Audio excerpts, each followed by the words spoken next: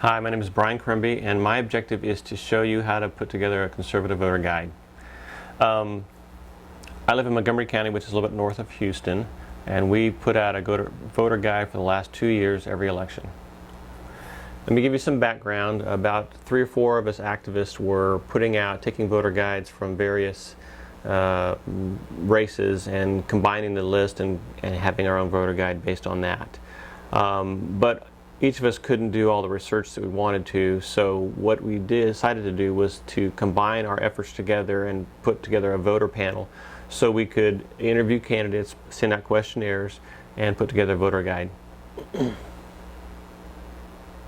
The big need was to be able to have good information when conservatives needed to vote, so they would know how to vote. And the solution was to get a bunch of conservatives to get the best voting data available.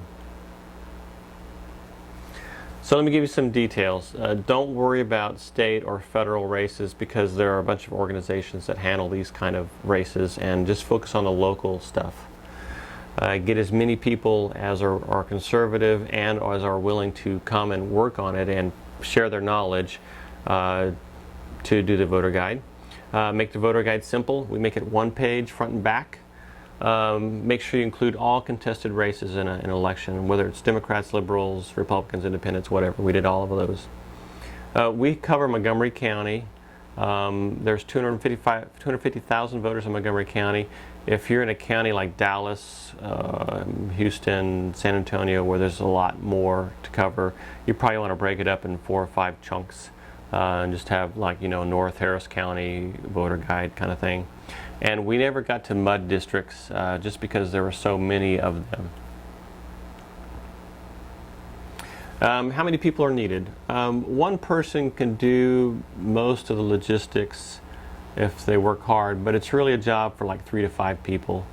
You need one main coordinator. One or two people will track down who's running, 1 or 2 people to get their contact information, 1 or 2 people to generate the questionnaires.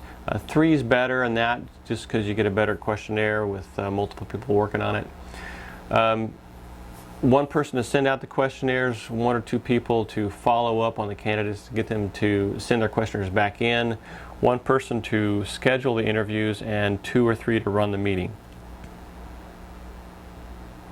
What we basically did is we would find out who was running, send them a questionnaire, collect the questionnaire from those who sent it back into us, and then we'd have a big meeting. We'd have anywhere from 15 to 25 people.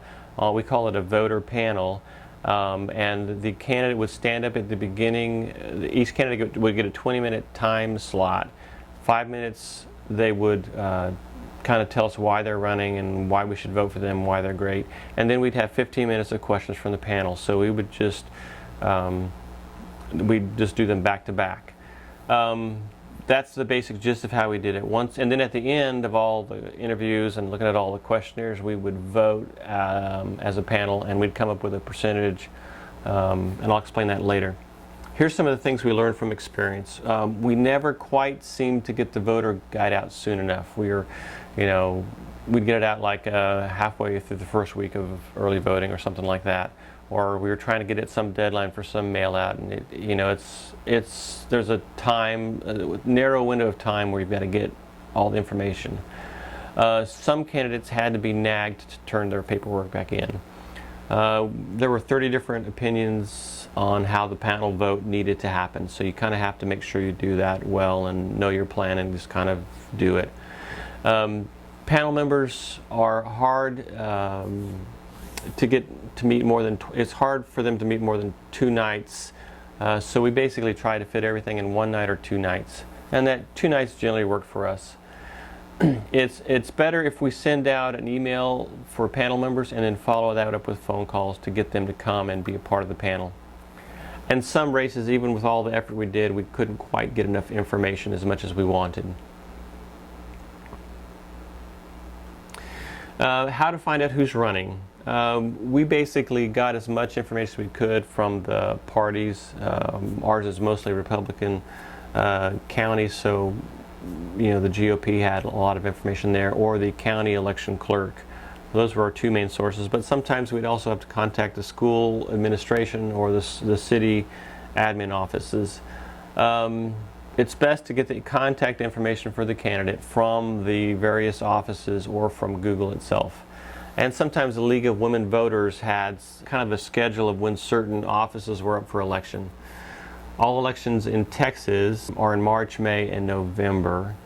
And the filing deadline is 2 to 3 months before the election. So you don't really know who's running until after the filing deadline ends, and then you've got to do your work and research and effort before the election time. So sometimes that's why the window of time it gets a little tricky.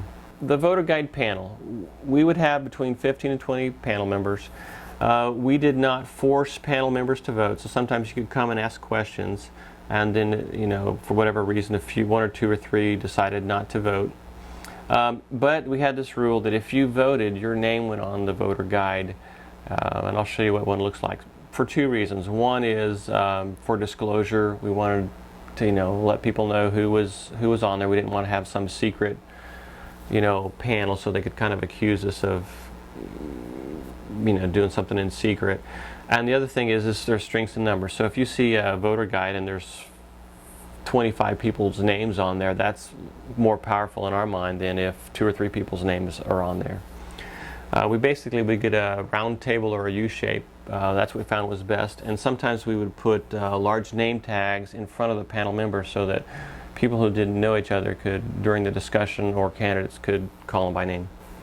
Candidate questions, how do you do those? We have 2 or 3 people that develop the questions and try to improve them every year.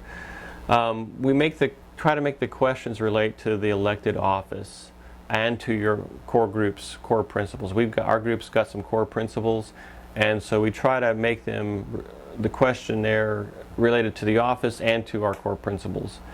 One thing, people generally tend to want to follow like national voter guide questionnaires and just kind of pull a state or a national voter guide and use it, but that doesn't work quite as well as if you make it custom to that office. And sometimes you might have to send somebody to go talk to a candidate, find, hey, like what's important in this race, and that's pretty helpful.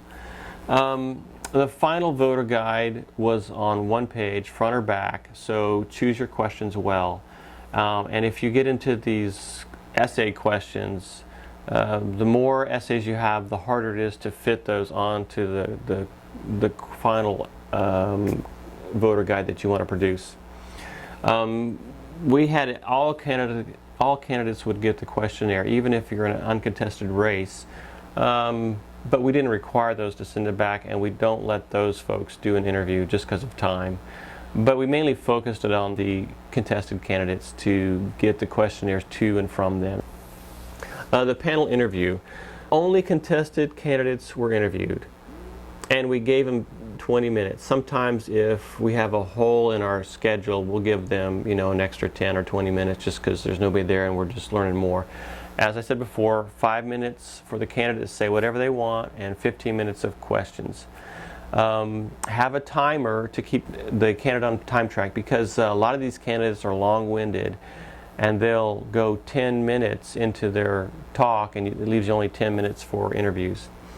Also, you're going to have somebody make sure that the candidate, when he answers a question, he doesn't give a 5-minute answer to the question. You just want a, you know, 10, 40-second answer to the question. It's also helpful to have a candidate greeter at the door so the candidate knows what they're supposed to do and where they go and whether they should sit or not. But it's best not for candidates to sit in and listen to the previous one, because then they kind of know what questions are coming, and gives them kind of an advantage.